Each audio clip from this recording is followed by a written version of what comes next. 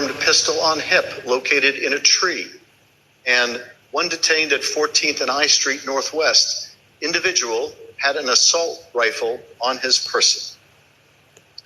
Minutes before President Trump began his speech, members of the Federal Protective Service, an agency tasked with protecting federal buildings, were alerted about an arrest of a protester with a gun on a waistband. And during the speech, the weapons-related arrests continued. At 12:13 p.m., United States Park Police arrested a man with a rifle in front of the World War II memorial. These agents remarked on the number of weapons that had been seized that day, speculating that the situation could get worse. With so many weapons found so far, you wonder how many are unknown, one agent wrote at 12:36 p.m. Could be sporty after dark. At 12:47 p.m., another agent responded, no doubt.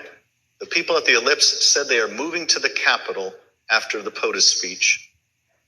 As the documents we received make clear, the Secret Service was aware of weapons possessed by those gathered at rallies in D.C. as early as the evening before.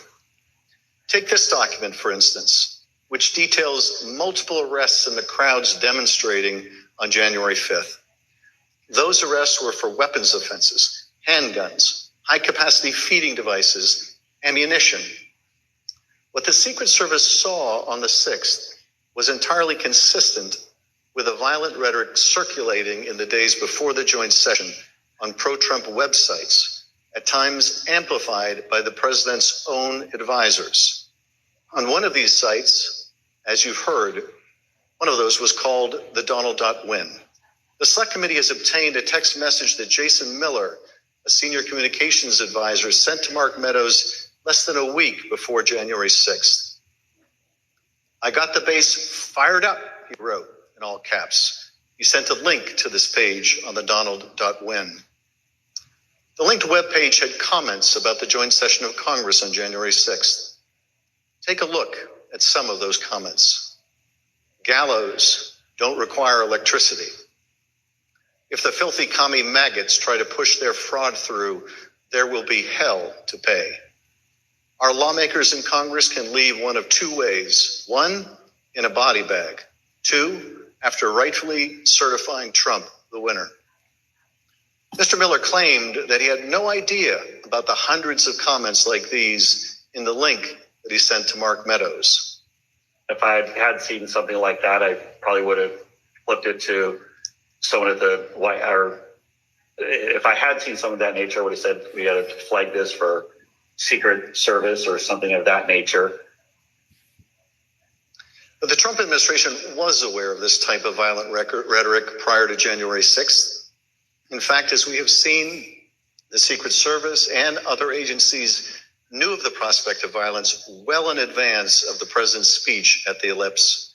Despite this, certain White House and Secret Service witnesses previously testified that they had received no intelligence about violence that could have potentially threatened any of the protectees on January 6th, including the vice president.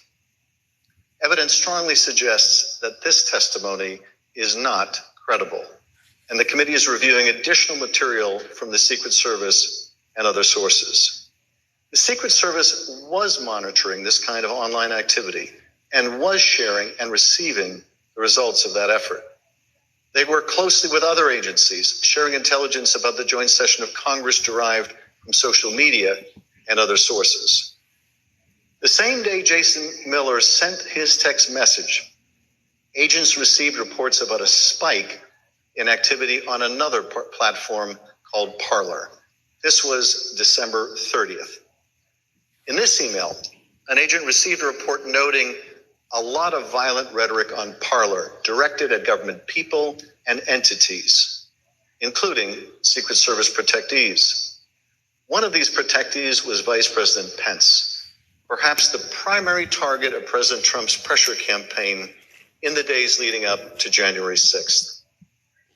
The day before the joint session, on January 5th, Secret Service was aware of increased chatter focused on Vice President Pence. In particular, whether he would do what President Trump wanted him to do, reverse the results of the election in the joint session the next day, January 6th. On the morning of the 6th, agents received alerts of online threats that Vice President Pence would be, quote, a dead man walking if he doesn't do the right thing. Another agent reported, quote, I saw several other alerts saying they will storm the Capitol if he doesn't do the right thing. The anger reflected in these was obvious. The man at the center of the storm on January 6th, President Trump. On the evening of January 5th, President Trump gathered a few of his communications staffers in the Oval Office.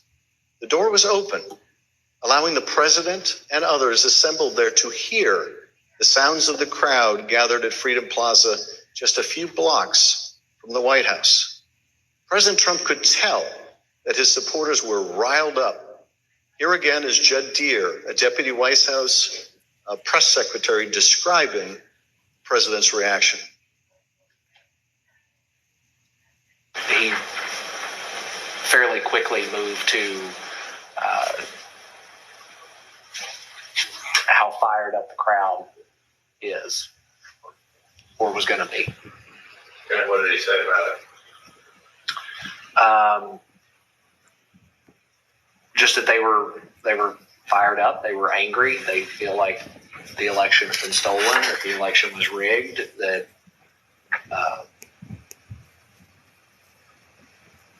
he went on and on about that for a little bit. Yes, the president knew the crowd was angry because he had stoked that anger. He knew that they believed that the election had been rigged and stolen because he had told them falsely that it had been rigged and stolen. And by the time he incited that angry mob to march on the Capitol, he knew they were armed and dangerous. All the better to stop the peaceful transfer of power. Mr. Chairman, I yield back. Gentleman yields back. At this point in our meeting, we'll take a brief recess. Pursuant to the order of the committee of today, the chair declares the committee in that regard. And we've got some funny comments that I pulled. Jason Santagato said, I'm starting to think it wasn't Antifa at all. Yeah, it's kind of like Trump saying, well, the documents in my house were planted evidence from the FBI, but also I want my documents back. So which is it? These, they can't keep a consistent narrative. And then also someone saying, what do you think was in those backpacks? Referring to the tactical backpacks that the Secret Service noticed people were carrying.